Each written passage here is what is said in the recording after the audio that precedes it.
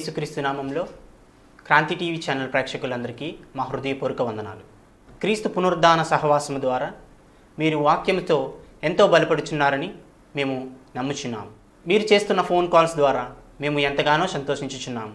ఈ కార్యక్రమం మరింత ముందుకు సాగాలని మా కొరకు, మా కుటుంబం కొరకు ప్రార్థన చేయగలరు. ఇప్పుడు మా తండ్రి గారు బ్రదర్ ఎం శ్యామ్ గారు వాక్యాన్ని అందించెదరు. మీ అందరికీ మా హృదయపూర్వక వందనం. హల్లెలూయా. దేవుని స్తోత్రం. మీ అందరికీ వందనాలు. మరి ఇంతవరకు జరిగిన ఎపిసోడ్లో మీరు అందరూ సహాయం చేసినందుకు మీకు వందనాలు చెల్లిస్తున్నాను. గడిచిన ఎపిసోడ్లో మరి రాజుల చరిత్ర అంతా కూడా మరి తెలియజేశాను కనుక ఇశ్రాయేల్ రాజులు 19 మంది రాజులను, యూదులు రాజులేమో 21 రాజులను, చివరి రాజు అయినటువంటి హిజ్కియాని ఏ విధంగా అయితే గొలుసులతో బంధించి నెబుకద్నెజర్ తీసుకెళ్ళాడో ఆ చరిత్ర అంతా కూడా గడిచిన చార్ట్ మ్యాప్లో మనం చూస్తున్నాం. అయితే ఇక్కడ ఇంకా ఈనేటి దినాన్ని కొన్ని విషయాలు మనం నేర్చుకుని ప్రయత్నం చేద్దాం. ఇక్కడ మనం చూసినట్లయితే యూదా రాజ్యం అంతా కూడా దక్షిణ భాగంగా ఇది విభజించబడ్డది. ఈ యొక్క ఇశ్రాయేల్ గోత్రాలు కూడా ఉత్తర రాజ్యముగా విభజించబడ్డాయి. ఉత్తర భాగం అన్నమాట అండి. 10 గోత్రాలు కూడా ఉత్తర భాగం అన్నమాట. అషూరు, షోమ్రోను, సెకేము, బేతేలు. ఈ బేతేలు మొదలుకొని ఇక్కడ వరకు కూడా 10 గోత్రాలు. ఇవి ఏమో దక్షిణ గోత్రాలేమో యూదా గోత్రాలు. అయితే ఈ దక్షిణ గోత్రం అంతా కూడా ఎక్కడికి వెళ్ళిందంటే ఈశాన్యములో ఉన్నటువంటి బబులోను సరిలోనికి ఈ యొక్క యూదా జనాంగం అంతటిని కూడా బబులోను సరిలోనికి నెబుకద్నెజర్ రాజు ద్వారా మరి ఈ బబులోను సరిలోనికి తీసుకెళ్ళిపోవడం జరిగింది. ఇశ్రాయేల్ యొక్క జనాంగాన్ని అంతటిని కూడా అషూర్ సరికి వీరు వెళ్ళారు, వీరేమో బబులోను సరికి వచ్చారు. అంటే ఈ పట్టణం చూసినట్టు ఇది ఉత్తరమైంది, ఇది దక్షిణమైంది. ఉత్తరము దక్షిణానికి మరి ఈ మూలం దీన్ని వాయువు అంటాము, దీన్నేమో ఈశాన్యం అంటాం. ఈశాన్య భాగంలో ఉన్నటువంటి తూర్పు భాగాన్ని ఉన్నటువంటి ఆ బబులోను సెరలోనికి యూదా ప్రజలందరూ కూడా తీసుకుని వెళ్ళడం జరిగింది. జరిగక ముందు ఏం జరిగిందంటే యెషయా ప్రవక్త ద్వారా, అంటే ఈ విషయం జరగక ముందు యెషయా ప్రవక్త ద్వారా క్రీస్తు పూర్వము 700 సంవత్సరాల ముందు యెషయా ప్రవక్త ద్వారా ఒక ప్రవచించడం జరిగింది. ఏమిటి ఆ ప్రవచనము? అక్కడ అంటే వీరిద్దరూ కలిపి ఇజ్రాయేల్ ఏమో యూదుల మీదకి యుద్ధానికి రావాలనుకున్నప్పుడు అహాజ్యా కాలంలో అక్కడ ఒక విషయం జరుగుతుంది. మన వాక్యానికి వెళ్దాం. యెషయా గ్రంథము 7వ అధ్యాయం మొదటి నుంచి కొన్ని వచనాలు చదువుదాం. యూదయ రాజైన ఉజ్జియా కుమారుడైన యోతాము కుమారుడైన అహాజు దినములలో సిరియా రాజైన రెజీనాను, ఇశ్రాయేల్ రాజైన రెమల్యా కుమారుడైన పెకాహు యుద్ధము చేయవలని యెరూషలేము మీదకి వచ్చిరు, కానీ అది వారి వలన కాకపోయాను. ఏం చేశారండి ఇక్కడ? సిరియా రాజైన రెజీనను, ఇశ్రాయేలు రాజైన రెమల్యా కుమారుడును పెకాహును యుద్ధము చేయవలని యెరూషలేము మీదకి వచ్చారు, కానీ అది వారి వలన కాకపోయాను. అంటే ఈ యొక్క 11వ రాజు అన్నమాట. అప్పుడు సిరియా రాజును ఎఫ్రాయిము తోడు చేసుకొని సిరియా రాజు ఏం చేశారట? ఎఫ్రాయిం వారు ఎవరు? ఈ ఎఫ్రాయిం వారు ఎవరు? ఇక్కడ ఇజ్రాయేలేనండి. ఈ ఇజ్రాయేల్ సిరియా రాజు ఇజ్రాయేల్తో కలిసి వీరందరూ కలిసి ఎవరి మీదకి రావాలనుకున్నారు? యెరూషలేము మీదకి యుద్ధానికి రావాలనుకున్నారు. ఈ యెరూషలేము మీదకి యుద్ధానికి రావాలనుకున్నప్పుడు ఇంతలో ఈ విషయం అంతా కూడా ఎవరికి తెలిసింది? యూదయ ప్రజలు, దావీదు వంశస్థులందరికీ తెలిసి వారేమంటున్నారంటే, అయ్యో మన సహోదరుడే కదా, మన ఇజ్రాయేలే కదా, వారు మన సిరియా వారితో కలిసి యుద్ధానికి మన మీద రావాలనుకుంటున్నారని చెప్పి అడవిలో చెట్లు ఏ విధంగా అయితే గాలికి కొట్టుకుంటాయో ఆ విధంగా అయ్యో అని చెప్పి ఎంతో మనోవేదనతో బాధతో వాళ్ళు ఎంతో బాధపడి భయపడిపోయారు. అయ్యో మన గుట్టు తెలిసినవాడే, మన గురించి తెలిసినవాడే, మన కోసం తెలిసినవారే, మన ఇశ్రాయేల్ ప్రజలే మన యెరూషలేము పట్టణం మీదకి రాబోతున్నారని చెప్పి, అదే కాదు సిరియా దేశం వారిని కూడా వారు తీసుకుని వస్తున్నారని చెప్పి ఎంత అన్యాయము, ఎంత బాధ అని చెప్పి ఇశ్రాయేల్ ప్రజల యొక్క హృదయాలు ఏమైపోయాయంట? 2వ వచనం, దావీదు వంశస్థులకు తెలపబడగా గాలికి అడవి చెట్లు కదిలినట్లు వారి జనుల హృదయములను కదిలిను. అంటే ఎప్పుడైతే జరిగిందో గాలికి అడవిలో ఉన్న చెట్లు జీవని ఏ విధంగా అయితే ఊగుతాయో అట్టి విధంగా యోధా ప్రజల యొక్క ఆ హృదయాలన్నీ కూడా ఎంతో కదిలిపోయి హళ్ళిపోయి భయపడి, అయ్యో నాయనా మా మీదకి మా సహోదరులైనటువంటి ఇశ్రాయేల్ ప్రజలు కాక వారు సిరియా దేశం వారిని కూడా తీసుకుని వచ్చి మా మీదకి యుద్ధానికి వారు ఈ విధంగా వస్తున్నారని ఎంతో బాధపడినప్పుడు అటువంటి సమయంలో దేవుడైన యెహోవా తన ప్రవక్తతో ఏమని మాట్లాడుతున్నాడంటే, అహాజుతో మాట్లాడుతున్నాడు. ఇవన్నీ కూడా 2 కొరకంచెలట 3వ వచనం వచనం, అప్పుడు యెహోవా యెషయాతో ఇలాగను సెలవిచ్చెను, ఆహాజును ఎదుర్కొనుటకును నీవు నీ కుమారుడైన షేయర్యాషోబును చాకిరేవు మార్గమును కోనేటి కాలువకు పోయి అతడితో ఇలాగను చెప్పము, భద్రము సుమి నిమ్మలించము, పొగ రాజుచున్నది, ఈ 2 కొరకంచులు కొన అనగా రెజీనాను సిరియాను రెమలియా కుమారైన అనువారిని కోపాగ్నికి జడియకము, నీ గుండె నీళ్ళను అవరణీయకము, సిరియనులను ఎఫ్రాయిము రెమలియా కుమారైన నీకు కీడు చేయవని ఆలోచించును. మనము యోధా దేశముకు పోయి దానిని జనులను భయపెట్టి దాని ప్రాకారములను పడగొట్టి టబేలును అని కుమారుని దానికి రాజుగా నియమించదేమో రండని చెప్పుకొనిరి. అయితే ఇక్కడ ఏం చేస్తుంటే ఈ యెరూషలేమును పడగొట్టి మరొకరిని రాజుగా చేద్దాం అని చెప్పి వారు ఆలోచన చేస్తుంటే ఇక్కడ దేవుడని యెహోవా మాట్లాడుతున్నాడండి. ఇక ఎవడో రాజుగా చేయడానికి వీలు లేదు అంటే ఇక్కడ నుంచి మర్మము బయటకు వస్తుందండి. మర్మము బయటకు వస్తుంది, మనం ఆలోచించాలి. అయితే ప్రభువైన యెహోవా ఇలాగున సెలవిచ్చుచున్నాడు, ఆ మాట వినవద్దు, జరగదు. దమస్కు అంటే ఎవరికి చెప్తున్నాడు ఇది? మళ్ళా యోధా ప్రజలకు దేవుడిని యెహోవా ప్రవక్త ద్వారా మాట్లాడుతున్నారండి. దమస్కు సిరియాకును రాజధాని, దమస్కునకు రెజీనను 65 సంవత్సరములు కాకమునుపు ఎఫ్రాయిముగా జనము కాకుండా నాశనమగును చెప్పేస్తున్నాడండి. ఇదిగో 65 సంవత్సరాలు కాకముందు దాన్ని నాశనం చేసేస్తాను.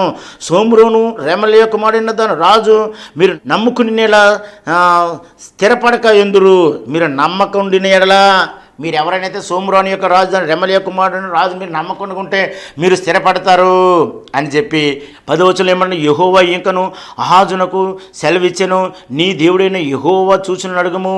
నీ దేవుడైన యెహోవా నువ్వు చూచుని అడగమంటే అయ్యయ్యో నేను చూచుని అడగమన్నాడు. అక్కడ అడుగుతున్నాడండి, ఆహాజు నీకేం కావాలో ఇతను కాదయ్యా రాజు, ఈ యెరూషలేము పట్టణాన్ని అంతా పరిపాలన చేయాలంటే రెమలియా కుమారుడు కాదు, టాబే కాదు, ఎవరు కాదు, నీకు కావాలంటే ఒక చూచుని నేను ఇస్తాను అయ్యా, నువ్వు అడగబయ్యా అంటే అయ్యయ్య పాతాళలోకం అంతా అయినా సరే ఊర్ధ్వలోకం అంతా లోతైనా సరే నేను అడగనంటే అడగనంటున్నాడు. ఈ రోజుల్లో కూడా దేవుడు అంటాడు కదా, అయ్యా నాకు ఒక సూచన చూపించంటే దేవుడు చూపిస్తాడు. ఖచ్చితంగా దేవుని వాక్యం కొరకు కానీ మన కొరకు కానీ ఏ విషయమైనా సరే మనం అడిగినట్లయితే మనకు ఆయన ఏం చేస్తాడంటే ఒక సూచన చూపిస్తాడు. సూచన అడగాడు. కొంతమంది అయ్యో నేను అడగనండి, నేను ప్రార్థన చేయనండి, దేవుడే చేస్తాను. అలా కాదు, అడుగుతున్నాడు. అడగమన్నప్పుడు నన్ను అడగాలి కనుక అడుగుతున్న సమయంలో ఇక్కడ ఏం జరుగుతుందంటే ఇక్కడ మరి 10వ వచనంలో చూసాం కదా, ఆహాజు నేను అడగను యెహోవా శోధింపనని చెప్పగా అతడు ఇలాగ చెప్పాను, దావీదు వంశస్థులారా వినుడి.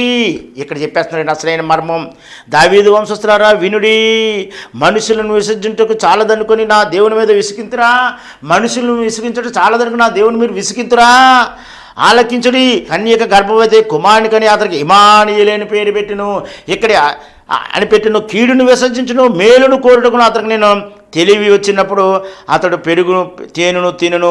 ఇక్కడ ఏమంటే వీళ్ళు ఎవరు కాదయ్యా, మీరు అడగండి, ఈడు కాదు రాజు, వాడు కాదు రాజు, ఏ ఒక్కరు కూడా ఈ రాజులు కాదు, ఇదిగో కన్యక గర్భవతి కుమారుడు గాను తను రాజ్యమేలునని చెప్తున్నాడు అనమాట. ఇక్కడ ఏమంటాడంటే ఆలకించుడి, కన్యక గర్భవతి కుమారునికి అతనికి ఇమానుయేలు అని పేరు పెట్టును. కనుక ఈ మాట ఈ రాజు ఎవరు రాబోతుంటే వీళ్ళ కాదు వాళ్ళ కాదు, నువ్వు ఒక సూచన అడగవయ్యా, ఇది ఏమీ కాదు, ఈ రాజ్యాన్ని నిజంగా స్థాపించాలి, స్థిరంగా పరిపాలన చేయాలంటే ఎవరంటే ఇదిగో రాబోతున్నాడు కన్యక గర్భవతి కుమారునికి అతనికి ఇమానుయేలు అని పేరు పెట్టుదు. అతడు తన పాపముల నిమిత్తమును తన ప్రజల పాపముల నిమిత్తమును అతను రక్షించినని చెప్పి ఇక్కడ వాక్యాన్ని తెలియజేస్తున్నారండి. అయితే ఇంతలో ఇక్కడ ఈ మాట ఎప్పుడైతే ఉందో ఈ యొక్క తన ప్రజలు ఏంటి, తన ప్రజల పాపము, తన ప్రజల యొక్క పాపం అంటే ఏంటి, తన ప్రజల యొక్క పాపం ఏంటంటే ఇదిగో ఇశ్రాయేల్ ప్రజలంతా కలిపేమో ఈ యొక్క దానులోను బేతేల్లోను ఆవుదూడ బొమ్మను తయారు చేసి ఇశ్రాయేల్ ప్రజలు దేవుని బిడ్డలైన వారు వీరు దానులోను బేతేల్లోను ఆవుదూడ బొమ్మను తయారు చేసి దాన్నే పూజించి దాన్నే దేవుడని ఆయనే వాహనం మీద వస్తాడని చెప్పి ఈ విధంగా వారు సర్వము నాశనం అయిపోయారు. అయితే యూదా ప్రజలు ఏం చేశారంటే రెహబాం కాలంలో ఎత్తున చేశారంటే వారు ఆవుదూడ బొమ్మను తయారు చేసి బేతేల్లో దానిలో పెట్టారని యెరొబెయాము అలా పెడితే రెహబాం ఏం చేశాడంటే యెరూషలేములోని ప్రతి పట్టణం మీద ప్రతి చెట్టు కింద కూడా ఆయన బలిపీఠాలు కట్టి దేవుని నామాన్ని అవమానపరిచాడండి. యెరూషలేములో ప్రతి పర్వతం పైన ప్రతి చెట్టు కింద కూడా మరి అంటే అసలు యెరూషలేములో దేవాలయం ఉంటే ఈ దేవాలయాన్నేమో ఆరాధన చేయడం మానివేసి ఇక్కడ యెరొబెయాము ఏమో ఆవుదూడ బొమ్మను పెట్టుకుంటే రెహబాం ఏం చేశాడంటే ప్రతి పర్వతం పైనను ప్రతి చెట్టు కిందను లోయల్లోనూ మరి బలిపీఠం కట్టి అక్కడ దేవుని ఆరాధించడం మొదలుపెట్టారు. కనుక వీరిద్దరు కూడా త్రోవ తప్పి దేవుని యొక్క మార్గాన్ని విడిచిపెట్టారు. కనుక ఇటువంటి త్రోవ తప్పిన ప్రజలను రక్షించుకోవడానికి యేసయ్యని ఏమంటే వీడి కాదు రాజు, వాడు కాదు రాజు, చెదిరిపోయిన ఈ దేశాలందరూ కూడా ఒకే ఒక రోజునే పరిపాలన చేయడానికి నా కుమారుడు వస్తున్నాడు, అతనే కన్యక గర్భవతి కుమారుని కను అతనికి ఇమ్మానుయేలు అని పేరు పెట్టుదురని అక్కడ వాగ్దానం చేశాడు. తన ప్రజల పాపం అంటే ఏంటనుకుంటున్నామంటే అనేక రకాల చాలామంది ఈ రోజులో పాపం అంటే ఒక స్త్రీ పురుషుడు కలవడమే పాపం అనుకుంటున్నారు. కానీ అది ఇక్కడ భయంకరమైంది. అంటే ప్రతి చెట్టు కింద ప్రతి పర్వతం పైన యెహోవా దేవుని నామమున బలిపీఠం కట్టి సొలొమోను మహారాజు దేవాలయంలో చక్కటి బలిపీఠం ఉన్నట్లయితే అవి విడిచిపెట్టి ఎక్కడ పడితే అక్కడ ఆరాధించి దేవుని నామాన్ని వ్యర్థంగా ఆరాధించారు కనుక అదే మరి దేవునికి వ్యతిరేకమైంది. ప్రజలంతా కూడా త్రోవ తప్పైన మార్గాన్ని తప్పిపోయారు. ఇదిగో నా జనములు మరి 2 నేరములు చేసి ఉన్నారు, మరి జీవజలమని నన్ను మరి విడిచి వేరే మార్గానికి వెళ్ళిన ఇర్మియాలో కూడా చెప్పడం జరుగుతుంది. కనుక ఈ విధంగా తన ప్రజలను రక్షించుకోవాలి. ఎందుకంటే ఒక పక్కన యోధా జనం కూడా నాశనం అయిపోయింది, ఒక పక్కన ఇశ్రాయేల్ ప్రజలు కూడా జనం కూడా నాశనం అయిపోయింది. ఈ నాశనమైన ప్రజలందరినీ కూడా ఎలాగ రక్షించాలంటే ఇదిగో కన్యక గర్భవతి కుమారుని కన్ను అతనికి ఇమ్మానుయేలు అని పేరు పెట్టుదురు అన్నారు. ఆ మాటను తీసుకుని ఇక్కడ మనం మత్తయి సువార్తలో మనం చూసినట్లయితే తన ప్రజల నిమిత్తం ఏ పాపం నిమిత్తం అయితే ఆయన వచ్చారో ఆ విషయాన్ని మనం చూసుకుంటూ ముందుకు మనం సాగిపోదాం కొద్ది నిమిషాలు. అయితే మత్తయి సువార్త మనం చూద్దాం ఒకసారి. మొదటి అధ్యాయము 21వ వచనంలో మనం చూసినట్లయితే ఆమె ఒక కుమారుని కనును తన ప్రజలను వారి పాపం నుండి ఆయనే రక్షించును. ఎవరండి? తన ప్రజలు అంటే ఎవరు? మనం ఏదనుకుంటాం కదా, మనం అన్య జనాంగం అండి. మనం అన్య జనాంగం కానీ మనం తన ప్రజలం కాదండి. తన ప్రజలు ఎవరంటే ఇశ్రాయేల్ ప్రజలు, యూదా గోత్రం వారును మొత్తం యాకోబు వంశస్థం అంతా కూడా నాశనం అయిపోయారు, చెదిరిపోయారు. కనుక ఆయన హృదయంలో ఉన్న భారం అంతా కూడా నిజంగా చెప్పాలంటే దేవుని యొక్క ప్రజలు ఎవరనగా ఇశ్రాయేల్ ప్రజలు మాత్రమే దేవుని యొక్క ప్రజలు. ఎందుకంటే ఐగుప్తు దేశంలో ఉన్నప్పుడు వారు 10 రకాల తెగులుల్లో దేవుడు వారిని రక్షించాడండి. ఎవరైతే విశ్వసించిన వారు రక్షించబడ్డ వారిని చివరిగా మరణం ఎర్ర సముద్రంలో అందరూ మునిగిపోవాల్సిన సమయంలో కూడా యెహోవా దేవుడే మేఘస్తంభం అయ్యి ఉండి అగ్నిస్తంభం అయ్యి వారిని రక్షించారు. కనుక ఇక్కడి నుంచి ఆయన వారి ప్రజలు అయ్యారండి. దేవుని ప్రజలు ఎలాగయ్యారు? ఎవరినైతే రక్షించారో రక్షించబడిన మిగిలిన జనాంగమే వారే దేవుని ప్రజలేరండి. ఈరోజు కూడా నీవు నేను దేవుని ప్రజలం ఎలాగయ్యామో తెలుసా? యేసు యొక్క బిడ్డలం ఎలాగయ్యామో తెలుసా? నీ సమస్యలో ఉన్నప్పుడు, నా సమస్యలో ఉన్నప్పుడు, నేను కరువులో ఉన్నప్పుడు, బాధలో ఉన్నప్పుడు, వ్యాధిలో ఉన్నప్పుడు, రోగంలో ఉన్నప్పుడు, ఇబ్బందులు ఉన్నప్పుడు, పాపములతో పడిపోతున్నప్పుడు, నా కన్నులతో చేసిన పాపం, నా చేతులతో చేసిన పాపం, నా కాళ్ళతో చేసిన పాపానికి నేను పడిపోయినప్పుడు నేను ప్రభువా నన్ను రక్షించు, నన్ను కనికరించు, నాకు నీ కృప నా పై ఉంచి నీ రక్తంలో నన్ను కడిగి నన్ను పరిశుద్ధపరిచినట్లయితే నాయనా ఇదిగో నాయన నా శ్రమ నుంచి తప్పించు, నా కరువు నుంచి తప్పించని ఎవరైతే యేసయ్యని అడిగామో వారే దేవుని బిడ్డలు. మనకు కుమారుడు అనుగ్రహింపబడును, ఆయన భుజముల మీద రాజ్యభారం ఉండును. ఆశ్చర్యకరుడు, ఆలోచనకర్త, బలవంతుడైన దేవుడు, నిత్యుడుగు తండ్రి, సమాధానకర్త అధిపతిని అతనికి పేరు పెట్టబడి. ఎందుకంటే ఇక్కడ యెషయా 7లో చెప్పిన మాటకి 9 లేదంటే ఇదిగో అతనే మరి మనకు శిష్యు అనుగ్రహింపబడిన, అతని భుజం మీద రాజ్యభారం ఉండును. ఆ రాజ్యభారాన్ని మరి ఆయన భరించి ఆ రాజ్యం రావడం కొరకే ఇక్కడ ఏం చేస్తాడు? కొత్త నిబంధనలో ఇక మత్తయి సువార్త 3వ అధ్యాయం నుంచి మరి బాప్తిస్మం ఇచ్చి యోహాను గారి ద్వారా ఒక చక్కటి ఆహ్లాదకరమైనటువంటి బోధ ఇక్కడ ప్రారంభమవుతుంది. ఎందుకంటే ఇంకా ప్రజలు మార్చాలి కనుక ఇగో బలిపీఠం కట్టమంటేనేమో ప్రతి చెట్టు కింద కట్టారు, నన్నే మీరు ఆరాధించండి ఆవుదోణ చేశారు. ఇక ఇలా కాదు, మీ అందరితో కూడా నేను మరి చాలా జాగ్రత్తగా ఉండాలి. కాబట్టి ఇక ఏం చేస్తానంటే అయితే ప్రజలారా మరి యోహాను ముందుగానే పంపించామంటే ఆ గుట్టలను మెట్టలను సరి చేస్తానని చెప్పి ఇక్కడ మరి లూకాసు వార్త 7వ అధ్యాయంలో మనం జాగ్రత్తగా చదివినట్లయితే మనకి ఈ దినాల్లో కావాల్సినటువంటి మారు మనసు ఏంటి అంటే ఆయన రాజ్యభారం ఉంటుంది. యేసు ప్రభు యొక్క భుజం మీద రాజ్యభారం ఉంది కనుక బాప్తిస్మం ఇచ్చి యోహాను గారు ఏమని బోధిస్తున్నారంటే ఇదిగో మరి 3వ వచనం నుంచి మనం చూద్దాం. లూకాసు వార్త 3వ అధ్యాయంలో కొన్ని మాటలు మనం చదివి ఇంకా మనం ముందుకి సాగిపోదాం. 3వ అధ్యాయం 3వ వచనం నుంచి అంతటతడు వచ్చి పాప క్షమాపణ నిమిత్తమును మారు మనసు విషయమే బాప్తిసం పొందవలని యొర్దాను నది ప్రాంతమంతటా ప్రకటించెను. ఏమంటాడు ఆయన మొట్టమొదట ప్రకటించేది బాప్తిసం ఇచ్చి యోహానుగా ప్రకటించేది ప్రజలందరి కొరకు కాదు, కానీ ఆయన యూదా జనములో యూదా వారి ప్రజలందరూ కూడా ఆయన మరి బోధిస్తున్నాడు. ప్రభు మార్గం సిద్ధపరచుడి, ఆయన త్రోవలను సరళం చేయడి, ప్రతి పల్లమును పూడ్చబడును, ప్రతి కొండయు ప్రతి మెట్టయు పల్లము చేయబడి. అంటే ఇదివరకు ప్రతి కొండ మీద, ప్రతి పర్వతం మీద, ప్రతి చెట్టు కింద కూడా వారు బలిపీఠం కట్టడానికి అవన్నీ పూర్తి చేయడానికి యేసు ప్రభు రాబోతున్నారని ఆయన వాక్యాన్ని తెలియజేస్తున్నాడు. వంకర మార్గంలో తిన్నమగును, కరుకు మార్గంలో నీ నున్నమనగును, సకల శరీరులు దేవుని రక్షణ చూతురు అని. ఇక్కడ సకల శరీరులు అందరూ కూడా ఒకప్పుడైతే కొందరే, కానీ ఇప్పుడైతే అందరూ కూడా మరి దేవుని యొక్క రక్షణ చూస్తారని చెప్పి ఇక్కడ మరి దేవుని వాక్యం తెలియజేస్తుంది.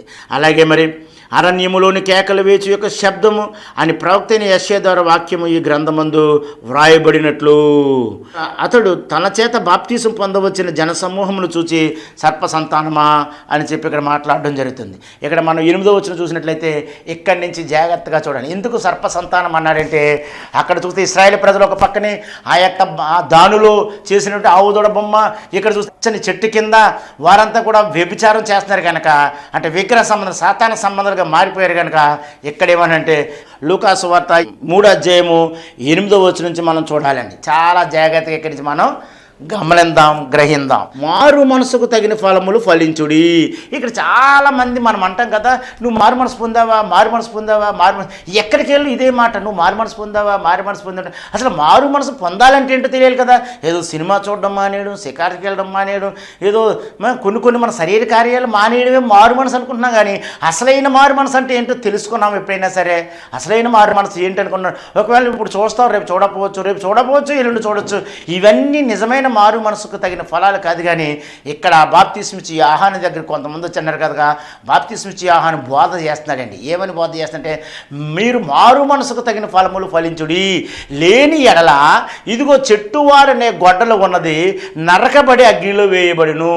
అసలు ఏంటి మారు మనసు? చెట్టు దేనికి సూచనగా ఉంది? మనిషికి సూచనగా ఉంది. అక్కడ చెప్తున్నారు కదా, చెట్టు వారనే గొడ్డలు ఉంది. మారు మనసుకు తగిన ఫలములు ఫలించకపోతే ఆ చెట్టు వారనే గొడ్డలు ఉంది కాబట్టి ఆ గొడ్డలతో నరికి అది అగ్నిలో వేయబడును. అంటే చెట్టు అనగా ఆ మనిషికి సాదృశ్యం, గొడ్డలే దేవుడు తీర్చే తీర్పుకి సాదృశ్యం. కనుక ఇక్కడ మనకు కనబడుతుంది కదా. అయితే ప్రజలు అడుగుతున్నారు ఆ రోజు, అయ్యా నేను మారు మనసుకు తగిన ఫలాలు ఫలించాలంటే నేనేమి చేయాలని ప్రజలు అడుగుతున్నారండి. అప్పుడు ఏమంటున్నాడంటే, అతడు 2 అంగీలు గలవాడు ఏమీ లేనివాడు వియ్యవలను, ఆ ఆహారము అలాగనే చేయవలను అని చెప్పాను. సుంకరులు బాప్తీసము పొందవచ్చి బోధకుడా మేమేమి చేయవలని అతను అడుగుగా, మీకు నిర్ణయింపబడిన దానికంటే ఎక్కువగా తీసుకునొద్దని వారితో చెప్పాను. అయితే ఇక మళ్ళీ అయిపోయారు కదా. ఇప్పుడు సైనికులు వస్తున్నారండి, ప్రభుత్వం వారు వస్తున్నారు, సైనికులు రక్షక భటులు వచ్చారు. వాళ్ళు కూడా మేమేమి చేయాలని ఈరోజు ఎవరైనా అడుగుతున్నారు అలాగా? అయ్యా రక్షణ శాఖలో ఉన్న వాళ్ళు అడుగుతున్నారు మేమేం చేయాలని? అడగమే. ట్యాక్స్ కలెక్టర్లు అడుగుతున్నారు మేమేం చేయాలని? అడగమే. ప్రజలు మనం అడుగుతున్నామో మేము ఎలా జీవించాలి? అడగం. ఆ రోజు అలా అడిగారండి. ఈరోజు మనం అడగం. మనకు కనబడ్డది ఏంటంటే పై భక్తి, నటిస్తే చాలు, ముఖం అలా పెట్టేసుకుని ఏదోలో భక్తిలో ఉంటే చాలు, చేయవలసిన పనులు చేయకపోయినా పర్లేదు. ప్రతి క్రైస్తవుడు మారు మనసుకు తగిన ఫలాలు ఫలించాలంటే నీ దగ్గరుంటే ఎదటోళ్ళకి పెట్టంతే, ఇంకెక్కువ మాట్లాడొద్దు. నీవు నీతిగా న్యాయంగా జీవించడానికి ప్రయత్నం చేయి. నీవు ఎవరి మీద ఇక సైనికుని అన్నప్పుడు సైనికుడు మేమేమి చేయవాలని అడగగా, అందుకు అతడు ఎవరిని బాధ పెట్టగా, ఓ సైనికులారా, ఓ డిపార్ట్మెంట్ వాళ్ళారా, ఎవరిని బాధ పెట్టొద్దు అంటారండి. ఇక్కడ పోలీస్ శాఖ వారికి కూడా చెప్తున్నారండి, మాకు మీరు ఎవరి మీద అపనింద వేయొద్దు. ఇక్కడ ముట్టుకున్నాడా, అక్కడ కొట్టాడా, ఇక్కడ కొట్టాడా, ఇటువంటి ఏంటంటే ఎందుకు అపనిందలు వేస్తారు? మీ జీతంతో మీరు తృప్తి పొందండి. అరే కంప్లైంట్ ఇవ్వడానికి వస్తే దాన్ని ఇంకా పెద్ద చేసి రభస చేసి దాన్ని అసహ్యంగా చేస్తే ఎందుకు? ఇంక దేవుడు చూస్తున్నాడని లేదా? ఇంకా దేవుడు అన్నది ఎందుకున్నాడు? కనుక ఇక్కడ చెప్తాను అనమాట. అందుకు సైనికులు మేమేమి చేయవాలని అడిగినందుకు అతడు ఎవరిని బాధ పెట్టక ఎవరి మీద అపరింద వేయకమని మీ జీతంతో మీరు తృప్తి చెందుడి. నిజంగా తృప్తి చెందండి, బాధ పెట్టకుండా ఎంత ఆనందంగా ఉంటుందో. ఇటు విధంగా మారు మనసుకు తగిన ఫలములు ఫలించుడి అని. అయితే పాత నిబంధనలో మనం చూసినట్లయితే 613 ఆజ్ఞలన్నీ పాటిస్తేనే కానీ ధర్మశాస్త్ర ప్రకారంగా జీవించినట్టు కాదు. కొత్త నిబంధనలో కూడా కొన్ని 13 మెట్లు మనం చూద్దాం. మరి మారు మనసుకు తగిన ఫలములు ఫలించాలంటే కొన్ని విషయాలు మనం ఇంకా నేర్చుకోవడానికి మనం ప్రయత్నం చేద్దాం. ఇవన్నీ ఎవరి కోసం? తన ప్రజల పాపముల నిమిత్తములు, తన ప్రజల పాపములను క్షమించుటకే యేసయ్య ఈ లోకానికి వచ్చాడు. అలాగే మనం కూడా ఆయన ఎందుకు విశ్వసిస్తే మళ్ళీ అంటాడు కదా, యోహాను సువార్తలో మనం చూసినట్లయితే తండ్రి ఎవరినైతే ఆకర్షిస్తారో వారే నా యొద్దకు వస్తారు, నా యొద్దకు వచ్చామని ఏమాత్రం తులసివేయని అంటున్నాడు. మనము కూడా ఈ దినాన్ని అయ్యా యేసయ్య నీ యొద్దకు మేము వచ్చామయ్యా, ఇదిగోనైనా మాకు మారు మనసుకు తగిన ఫలం దయచేయమని చెప్పినట్లయితే యేసు ప్రభు యొక్క కృపను బట్టి మనకు కూడా మారు మనసుకు తగిన ఫలాలు ఫలించడానికి సహాయం చేస్తారు. తద్వారా మనం కూడా ఆశీర్వదించబడదాం. అయితే ఇక్కడ మారు మనసుకు తగిన ఫలములు, కొన్ని ఫలాల విషయంలో మనం కొన్ని మాటలు నేర్చుకుందాం. మొట్టమొదటిగా మనం చూసినట్లయితే మారు మనసుకు తగిన ఫలములు ఫలించాలంటే నిర్జీవ క్రియలను విడిచిపెట్టండి. యెషయా ప్రజలకు చెప్తున్నాడండి, యెషయా గ్రంథంలో 55:7 చెప్తున్నాడు, ఇశ్రాయేలు ప్రజలకు దేవుడైన యెహోవా ఆదికి ముందు చెప్పేస్తున్నాడు, ఇదిగో జీవములే వీటికి జీవము లేదే కనుక ఓ ఇశ్రాయేలు ప్రజలారా నిర్జీవ క్రియలను విడిచిపెట్టండి, జీవము గల దేవుని సేవించుడి, నిర్జీవ క్రియలను విడిచిపెట్టండి, జీవము గల దేవుని సేవించమని దేవుని వాక్యం యెషయా గ్రంథం 7వ అధ్యాయంలో చెప్తుంటే, అలాగే మనం కూడా జీవము లేని వాటిని మనం విడిచిపెడదాం, జీవము గల యేసయ్యని మనం మరి సేవిందాం. అలాగే రెండోదిగా మనం చూసినట్లయితే ఎప్పుడైతే మారు మనసుకు తగిన ఫలములలో 13 మెట్లు మనం నేర్చుకుందాం. మొట్టమొదటి నిర్జీవ క్రియలను విడిచిపెట్టాలి, అనగా జీవము లేని వాటిని మనం ఆరాధించకూడదు, జీవము లేని వాటికి మనం పూజ నమస్కారం చేయకూడదు, జీవము లేని వాటితో మనం సహవాసం చేయకూడదు. రెండవది గలతీ పత్రిక 5:22 మనం చూసినట్లయితే నీతి క్రియలు ప్రారంభించాలండి. మారు మనసుకు తగిన ఫలం ఏంటంటే ముందు నిర్జీవ క్రియలు విడిచిపెట్టాలి, రెండవది నీతి క్రియలను మనము ప్రారంభించాలి. నీతి క్రియలు ప్రారంభించాలంటే అక్కడ మనం మంచి ఫలాలు మనం ఫలించాలి. ప్రేమ, సంతోషం, ఆశ, నిగ్రహము, దయాలత్వము, ఇవన్నీ కూడా నీతి క్రియలు. అటువంటి నీతి క్రియల కొరకు మనం ప్రయత్నం చేయాలి. మూడవదిగా మనం ఏం చేయాలంటే మారు మనసుకు తగిన ఫలములో అచ్చి ఉన్న వాటిని ఇచ్చివేయాలి. మనం ఎవరికైనా అచ్చి ఉన్నామా? ఓ చిన్నదే కదా అనుకుంటామేమో, కానీ అచ్చి ఉన్నట్లయితే మనం అచ్చి ఉన్న వాటిలన్నింటి కూడా ఇచ్చివేయాలి. ఆ జక్కయ్య ఏం చేశాడంటే అచ్చి ఉన్న వాటినైనా ఇచ్చివేశాడు. నాలుగోది మనస్సాక్షిని నిర్దోషమైన దానిగా మనము కాపాడుకోవాలండి. మనకు ఒక్కొక్కసారి మనస్సాక్షిని నిర్దోషంగా కాపాడుకోవడం చాలా కష్టం. ఈ భయంకరమైన దినాల్లో మనం ఉన్నాం కనుక మనస్సాక్షిని నిర్దోషమైనగా కాపాడుకోవాలంటే అది చాలా పైకి చెప్తాం, మనస్సాక్షిని కాపాడుకోవడం, మనస్సాక్షి ప్రకారంగా జీవించడం. కానీ దాని విషయంలో మనం ఆ పరిశుద్ధాత్మ దేవుని అడిగి మనం సానబట్టాలా. కొన్నిసార్లు మనం కొన్ని మాటలు మార్చి మాట్లాడతాం, తేడాగా మాట్లాడతాం. అయినప్పటికీ ఒక్కొక్కసారి మనం ఏదైతే తేడాగా మాట్లాడామో, ఏదైతే మార్చి మాట్లాడామో ఆ మాటని మనకి పరిశుద్ధాత్మ దేవుడు లోపల పదే మనకు జ్ఞాపకం చేసి మనల్ని చేస్తుంటే ఆ యొక్క ఎప్పుడైతే మనస్సాక్షి ముందు పాడైపోతుందో ఆ పాడైపోయిన మనస్సాక్షిని మరలా పరిశుద్ధాత్మ దేవుడు బాగు చేసి మనస్సాక్షిని జాగ్రత్తగా కాపాడుకోవడానికి ఆయన కూడా మనకి అవకాశం ఇస్తాడు. మన మారు మనసుకు తగిన ఫలములలో మరి నాలుగోదంటే మనస్సాక్షిని మనం చాలా జాగ్రత్తగా కాపాడుకోవాలి, నిర్దోషమైనదిగా ఉండాలి. అందుకని అపోస్తలుడైన పౌలు మరి అపోస్తల కార్యములు 24వ అధ్యాయంలో మనం చూసినట్లయితే 16వ వచనంలో ఆయన యొక్క అభ్యాసం చేసుకుని తన మనస్సాక్షిని యథార్థంగా నిర్దోషంగా కాపాడుకుని అభ్యాసం చేసుకుని మనకు వెంటనే రాదు. మరి నెమ్మదిగా మనం ఏం చేయాలంటే అభ్యాసం చేసుకోవడానికి మనం కూడా ప్రయత్నం చేద్దాం. మరి మారు మనసుకు తగిన ఫలములలో 4వ మెట్టుగా మనస్సాక్షిని నిర్దోషమైనదిగా కాపాడుకోవాలి. 5వదిగా మనం చూసినట్లయితే ఇతరులను మనము క్షమించాలా. నిజంగా మనం ఇతరులకు క్షమించగలుగుతామా? ఇతరులు మనం క్షమించగలుగుతామా? క్షమించలేము. క్షమించాలని మనం ప్రార్థన చేసినట్లయితే ఇతరులను మరి క్షమించడానికే దేవుడు మనకు అవకాశం ఇస్తాడు. ముందు ఇతరులు క్షమించలేము. ప్రతి చిన్న విషయంలో కోపం, ప్రతి చిన్న విషయంలో రకరకాలుగా ఏం మాట్లాడినా జగడం కింద ఉంటుంది. నిజంగా మనం కానీ మారు మనసు పొందినట్లయితే ఇతరులను మనం క్షమించాలి. ఇతరులను మనం క్షమించినట్లయితే ఎఫెసీ 4:32లో మనం చూసినట్లయితే ఇతరులను క్షమించుట గురించి మనం తెలుసుకోగలుగుతాం. అలాగే 6వది ఏమిటంటే బుద్ధిపూర్వకంగా ఏ క్రైస్తవుడు కూడా పాపము చేయడు, ఇది ఖచ్చితం.